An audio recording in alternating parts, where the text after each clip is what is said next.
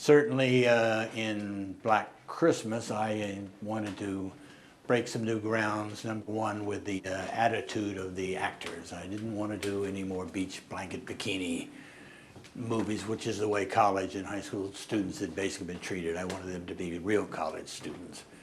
And they were. They were all pretty much of that age, and Margot with her F words, and Olivia, all of them spoke the way we and acted with the kind of sense and sensibility we would expect. And I think Black Christmas, I don't consider it a slasher movie because you don't see any, it's one of my senses of pride about the movie, you don't see any weapons enter, except briefly with Margot's murder, you might see, you do see some blood through the effect shot through the glass animals. But it was a horror film, it was clearly a terror film, and I tried to achieve the terror by the subliminal sense of the killer. I mean, he's, I think, more frightening for that reason. I had a wonderful cast for, it was a low-budget movie, even for the times, 400,000 plus. So in answer to sum up, I think that the assessment is fair. I wanted to do something I didn't think had been done before, which is to play my killer as a subliminal character. You never see him except a shadow or one other time. Otherwise, he is the camera. And we worked out quite a technology. We didn't have a Steadicam at the time.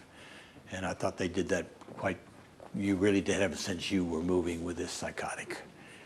And a very wordy and overspoken, yes, I think that's a fair enough assumption.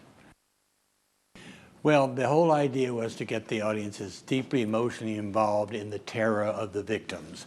And the other thing that you didn't mention that this does is you are the camera, and that is what they are looking at as they are being stalked or murdered or even slightly scared from it.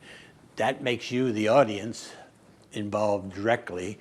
They look to you, you are as closely identified with the effect of the murderer as you can possibly be.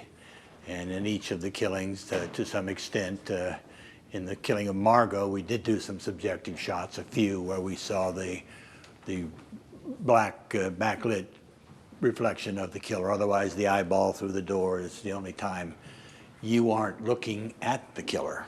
And you are the audience, and you are identifying both with the killer and those he stalks.